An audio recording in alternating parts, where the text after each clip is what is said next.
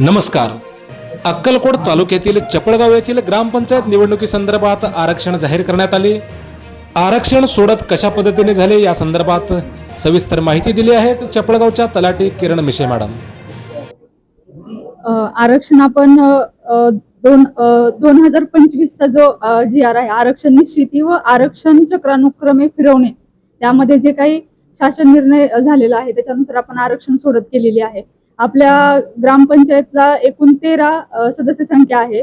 त्याच्यानुसार अनुसूचित जातीला 3 सदस्य संख्या, अनुसूचित जमातीला 0, नागरिकांचा मागास प्रवर्ग याला एकूण 3 जागा आणि अशा एकूण आरक्षित जागा अनुसूचित जाती आणि नामाप्र म्हणजे ओबीसी साठी एकूण 6 जागा आहेत. स्त्रियांसाठी एकूण 13 सीट मधले 50% आरक्षण म्हणजे एकूण 7 जागा स्त्रियांसाठी राखीव ठेवलेल्या आहेत आणि उर्वरित सर्वसाधारण स्त्रियांसाठी 3 जागा आणि अराखीव सदस्य संख्यामध्ये 4 सदस्य संख्या आलेले आहेत. तर याच्यामध्ये आपण सगळ्यात अगोदर अनुसूचित जाती ज्या आहेत त्यांचं आरक्षण सोडत केली. त्याच्यामध्ये आपण 2020 मध्ये जे काही आरक्षण झालं आहे त्याचा आधार घेतलेला आहे. 2020 मध्ये अनुसूचित जातीच्या जागा ज्या होत्या त्या वॉर्ड नंबर 2 मध्ये, वॉर्ड नंबर 4 मध्ये आणि वॉर्ड नंबर 5 मध्ये होत्या. त्याच्यामुळं साहजिकच ज्या ठिकाणी आरक्षण नाही त्या ठिकाणी अनुसूचित जातीचं आरक्षण देण्यात आलं.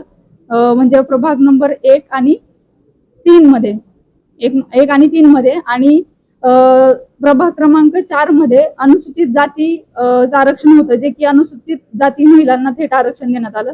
आता यापैकी आपल्याला 2 जागा महिलांसाठी घ्यायच्या होत्या, ज्या की आपण वॉर्ड नंबर 5 मध्ये अनुसूचित जाती महिलाला थेट आरक्षण दिलेलं आहे. उर्वरित अनुसूचित जाती महिलांसाठी आरक्षण करण्यासाठी आपण सोडत पद्धतीने चिठ्ठ्या टाकून आपण एका लहान मुलाच्या मदतीने त्यापैकी एक चिठ्ठी सिलेक्ट केलेली आहे आणि त्यानुसार वॉर्ड नंबर 1 मध्ये अनुसूचित जाती महिलांसाठी ती निघाली. त्याच्यानुसार अनुसूचित जाती महिला वॉर्ड नंबर 1 मध्ये जागा गेली आहे आणि वॉर्ड नंबर 5 मध्ये अनुसूचित जाती महिलांसाठी जागा गेली आहे आणि तिसरी जागा वॉर्ड नंबर 3 मध्ये अनुसूचित जातीसाठी राहिली. त्यानंतर आपण ओबीसी साठी म्हणजे नागरिकांचा मागास प्रवर्ग यासाठी आरक्षण सोडत केले. त्याच्यानुसार 2020 साली ओबीसी साठी वॉर्ड नंबर 1, 2, 3 आणि 4 मध्ये जागा होती.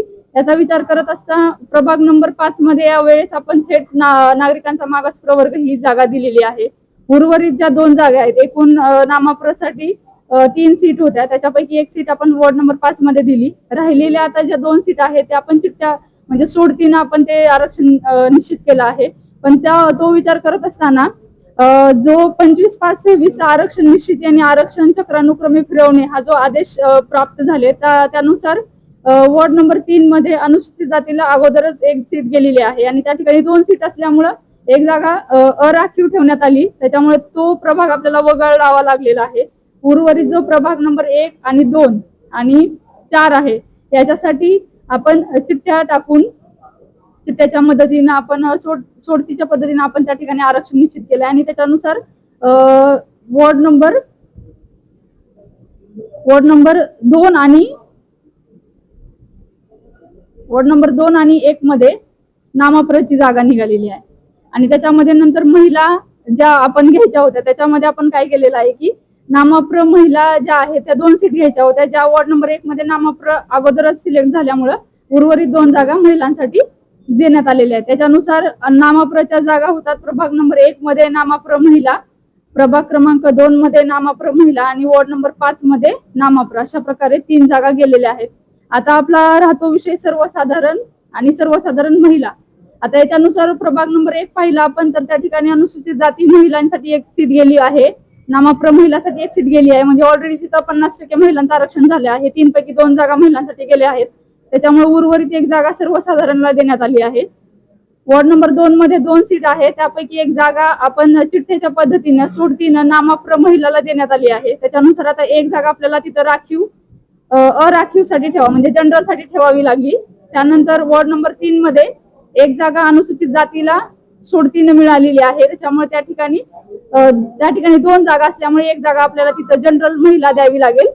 त्यानंतर वॉर्ड नंबर 4 मध्ये 4 आणि 5 ज्यावेळी आपण विचार करतो, हे 2च वॉर्ड राहिले, त्यावेळी आपण 5चा अगोदर विचार केला की अनुसूचित जाती महिला आणि नामाप्र ह्या 2 सीट त्या ठिकाणी गेल्या होत्या आणि त्या ठिकाणी 1 सीट राहिली होती जी की जनरलला द्यायची होती. पण 2020 साली त्या ठिकाणी सर्वसाधारण महिलाला जागा गेल्यामुळे त्या ठिकाणी आपण सर्वसाधारण ही जागा घेतली आहे आणि आरक्षणाचा विचार करता उर्वरित जागा म्हणजे सर्वसाधारण 1 आणि सर्वसाधारण महिला 2 जागा आपण वॉर्ड नंबर 4 मध्ये दिल्यात. म्हणजे आपला जो GR आहे, जो आदेश प्राप्त झाला आहे त्याच्यानुसार आपण आणि आपल्या सदस्य संख्येचा विचार करता आपण आरक्षण सोडत आज दिनांक 9/6/2026 रोजी चपळगाव येथे मंडळ अधिकारी यांच्या अध्यक्षतेखाली पार पडले आहे. धन्यवाद.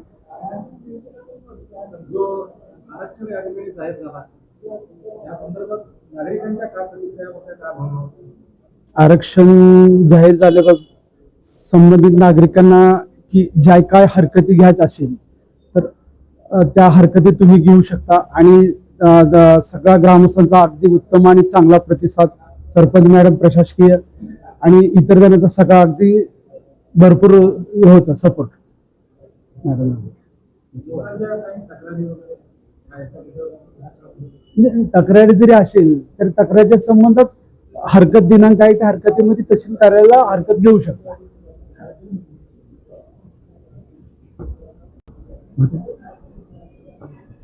चपळगाव ग्रामस्थ म्हणून मी या ठिकाणी आरक्षणाला होतो. लोकांचं एक असं कल्पना होती म्हणजे ज्या वार्डामध्ये अनुसूचित जमाती नाहीत, उदाहरणार्थ आमचा 3 नंबर वार्ड टोटल जनरल आहे, त्या ठिकाणी अनुसूचित जाती महिला आरक्षण निघालेलं आहे. तरी लोकांचं म्हणणं असं होतं ज्या ठिकाणीचे लोक नसतात त्या ठिकाणी जर आरक्षण दिला काम करायला अडचण होत आहे, परंतु शासनानं निर्णयावर तरी ठाम होते. मेकाले साहेब म्हणाले की शासनाचं जे GR आहे की बाबा वरूनच म्हणजे ज्या ठिकाणी अनुसूचित जाती नाहीत त्या ठिकाणी मिळून मिसळून काम करण्यासाठी तर तिथं आरक्षण द्यावंच लागतो. या उद्देशानं त्यांनी सांगितल्यानंतर सर्व आम्ही ग्रामस्थ आणि तुम्ही जे हरकती घ्यायचं असेल तर तुम्ही हरकती घेऊ शकता म्हटल्यानंतर आम्ही सर्व आरक्षण व्यवस्थितरित्या पार पाडून घेतलेलं आहोत. तरी सुद्धा आम्ही एक शंका गावच्या वतीनं म्हणजे वार्ड क्रमांक 3 मध्ये अनुसूचित जमाती नसताना तुम्ही आम्हाला तिथं सीट म्हणजे सध्या आरक्षण करत आहात, त्या संदर्भात एक आम्ही हरकत मांडणार आहे. त्या संदर्भात तुम्ही ते निकाल घ्यावा, सर्कल साहेबांनी त्याचा विचार करावा किंवा वरच्या लेवलला ते विचार व्हावा एवढंच आमची कापर्यांची विनंती आहे. बाकी सर्व आरक्षण व्यवस्थितरित्या पार पडलेलं आहे. आजचा सदस्य आरक्षण सोडतीचा कार्यक्रम सर्व ग्रामपंचायत आणि ग्रामपंचायत सदस्य व निवडणूक अधिकारी व गावकरीच्या संमतीने अगदी समाधानकारक पार पाडण्यात आला. धन्यवाद.